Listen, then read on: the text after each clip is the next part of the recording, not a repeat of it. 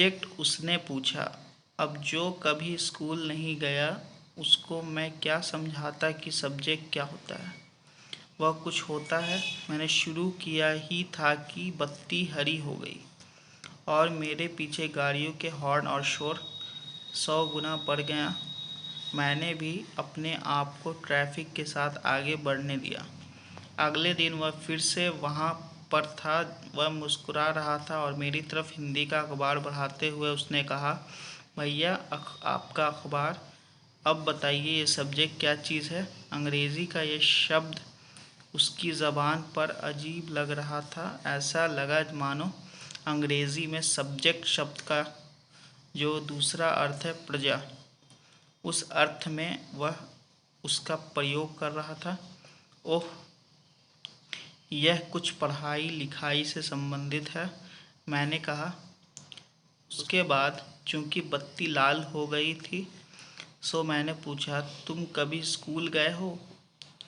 कभी नहीं, उसने जवाब दिया। फिर बात बढ़ाते हुए उसने गर्व से कहा, मैं जब इतना ऊंचा था तभी से मैंने काम करना शुरू कर दिया था। उसने मेरी साइकिल की गद्दी के बराबर अपने आप को नापा। पहले मेरी माँ मेरे साथ आती थी, लेकिन अब मैं अकेले ही कर लेता हूँ। अभी तुम्हारी माँ कहाँ है? मैंने पूछा। पर तब तक लाल बत्ती हरी हो गई और मैं चल पड़ा। मैंने उसे अपने पीछे कहीं से चिल्लाते हुए सुना। वह मेरठ में है और उसके साथ बाकी ट्रैफिक के शोरगुल में डूब गया। मेरा नाम समीर है, उसने अगले दिन कहा और बड़े शर्माते हुए मेरा नाम पूछा।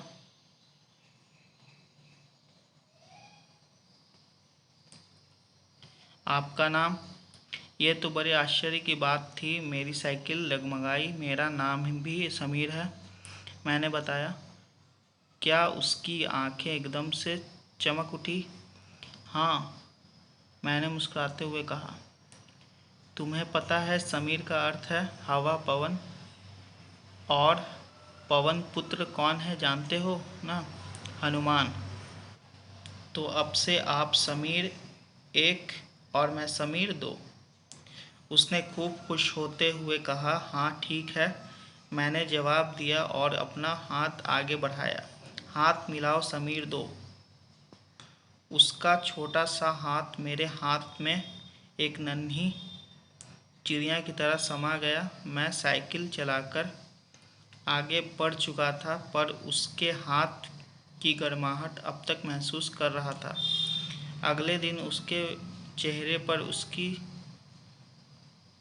चिरपरिचित मुस्कान नहीं थी। मेरठ में बड़ी गड़बड़ हो गई है, उसने कहा। वहाँ दंगों में बहुत लोग मारे गए हैं। मैंने मुख्य अखबार की सुर्खियों की तरह देखा। बड़े बड़े अक्षरों में लिखा था, सांप्रदायिक दंगे। लेकिन समीर, मैंने शुरू किया ही था। मैं मुस्लिम समीर हूँ, ठीक है। वह बोल पड़ा। और मेरे सभी लोग मेरठ में हैं।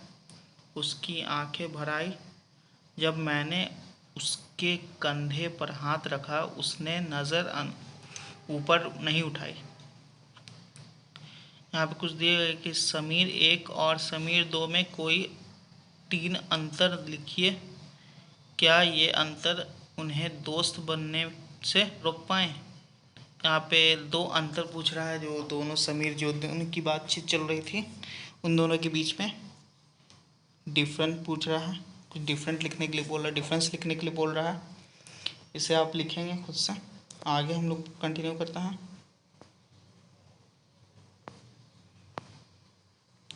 अगले दिन वह चौराहे पर नहीं था। ना उसके अगले दिन वह दिखा और ना आगे फिर कभी।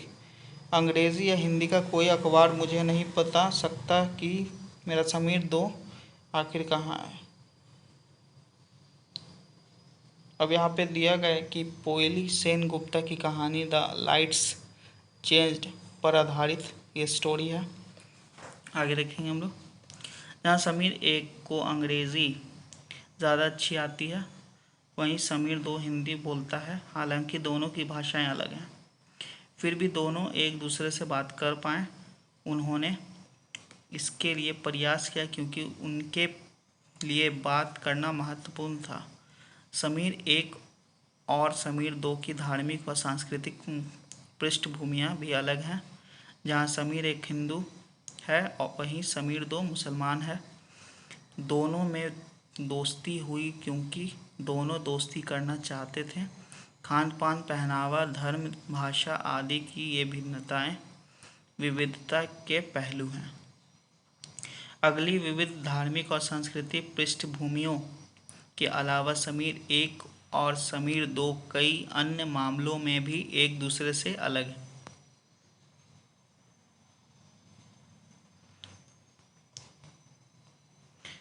थे। उदाहरण के लिए समीर एक ने स्कूल में पढ़ाई की थी, जबकि समीर दो अखबार बेचता था। समीर दो को स्कूल जाने का मौका मिला ही नहीं। आपने संभवतः अपने इलाके में ऐसे कई लोगों को देखा होगा जो गरीब हैं और जिनकी भोजन, घर और कपड़े की ज़रूरत भी पूरी नहीं हो पाती। ये फ़र्क उस फ़र्क से अलग है जिसके बारे में हमने पहले पढ़ा। ये विविधता का रूप नहीं है बल्कि गैर बराबरी का रूप है। गैर बराबरी का मतलब है कि कुछ लोगों के पास ना अवसर है, ना ही ज़मीन या पैसे जैसे संसाधन जो दूसरों के पास हैं। इसलिए गरीबी और अमीरी विविधता का रूप नहीं है। यह लोगों के बीच मौजूद असमानता यानी गैर बराबरी है। जाति व्यवस्था असमानता का एक और उदाहरण है। इस व्यवस्था में समाज को अलग अलग समूहों में बांटा गया। इस बंटवारे का आधार था कि लोग किस किस तरह का काम करते हैं। लोग जिस जाति में पैदा होते थे उसे बदल नहीं सकते थे। उदाहरण के लिए यहाँ पे देखें कुछ दी गई है। उन त्योहारों की सूची बनाइए जो हो सकता है कि समीर एक और समीर दो मनाते हों। ठीक है, यहाँ पे देना है समीर एक और समीर दो में। क्या आप ऐसी किसी परिस्थिति के बारे में सोच सकती हैं जब आपने उससे दोस्ती की जो आपसे बहुत अलग हो? इसका वर्णन एक कहानी के रूप में कीजिए। आपको भी एक स्टोरी के रूप में बताना है इस बात को। यहाँ पे भी देखें कुछ दी गई है कि समीर दो स्कूल क्यों नहीं जाता था। आपकी राय में अगर वह स्कूल जाना चाहता तो क्या जा पाता? क्या यह सही है कि कुछ बच्चे स्कूल जा पाते हैं और कुछ जा नहीं पाते? इस पर चर्चा करें। इस पर भी चर्चा करना है।